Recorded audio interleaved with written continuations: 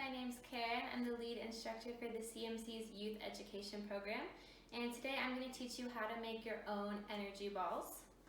Energy balls are a great snack to bring with you when you're hiking because they're super friendly for your pack. You can stuff them in a Ziploc, can't really ruin them too easily, and they've got a lot of great stuff to keep you energized for the day.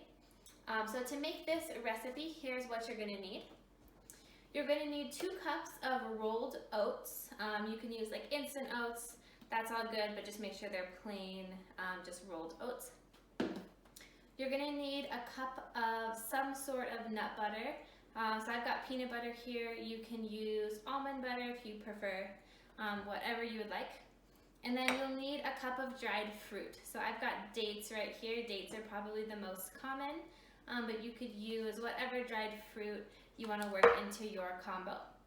And then you'll need a half of a cup, and then you'll need a half of a cup of agave nectar, honey, or maple syrup.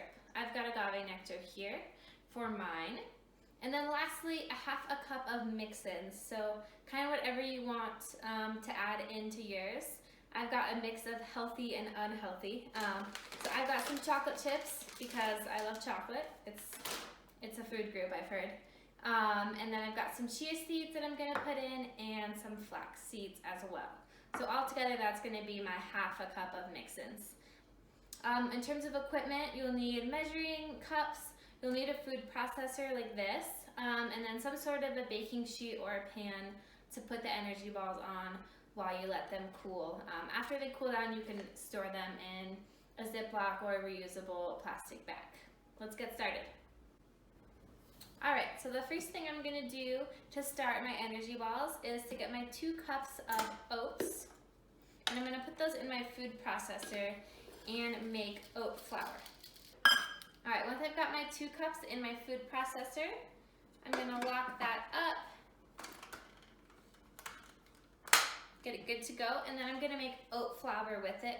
So I'm going to grind it or pulse it, whatever the function is on your food processor, until I've got my oats ground down to a pretty fine flour. Awesome.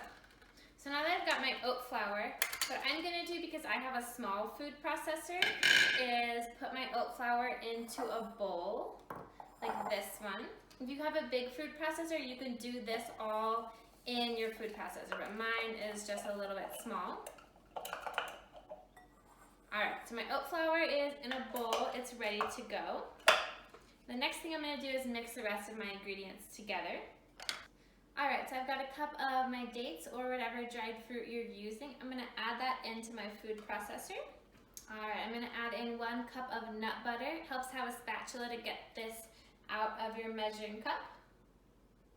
And then last, for this round in the food processor, I'm going to add in a half a cup of my agave nectar or honey or maple syrup.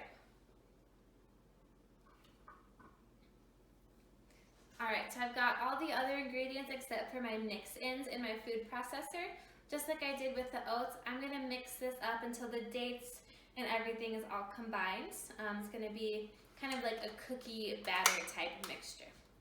Awesome. So now that I've got this all mixed up, looks kind of like cookie dough batter, I'm going to add this in with my rolled oats.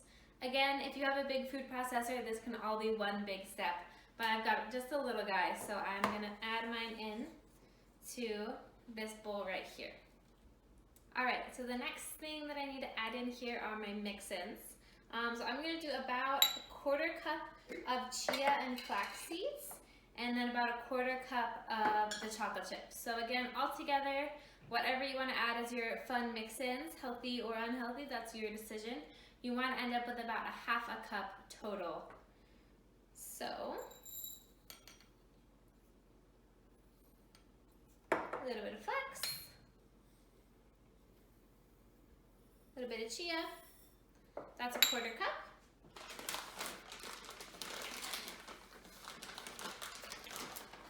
And the fun part, the chocolate.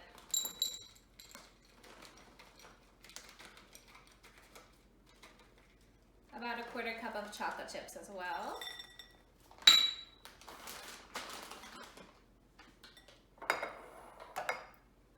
Great. Once I've got all my ingredients added in, I'm going to mix this all together, make sure it's mixed up really well. I would suggest using a couple forks, or again, if you have a big food processor, you can just process this all in your food processor.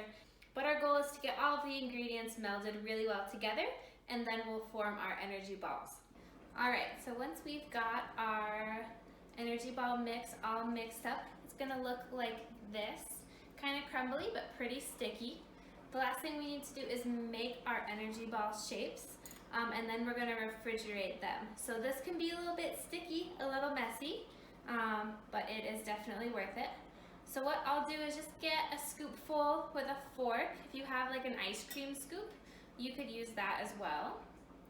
And then I want to form little balls. You might have to squeeze it together to make it stay, to start out. I'm going to squeeze it together, make a nice round shape, just like this. That's going to be one energy ball. And I'll put it on my baking pan right here. And we're just going to continue that process until we've used all of our batter. And we'll fill up our sheet, and then we'll pop them in the freezer for about an hour so we can harden them up. And then we can either store them in the freezer or we can keep them in the fridge. Alright, so I've got my energy balls all formed and they're ready to go in the freezer. So again, I'm going to put these in the freezer for about an hour, let them harden up, and then I can store them in a Ziploc bag so it takes up less space and it keeps them from getting freezer burn. After I have them in the freezer and I harden them, I can keep them in the refrigerator so I can take them out and eat them easily if I'm having a busy day or I'm preparing to head out on a hike or an outdoor adventure. You can also freeze them so they last a little bit longer and then take them out the night before you're planning to head out somewhere, and they'll be nice and unthawed for you and ready to go.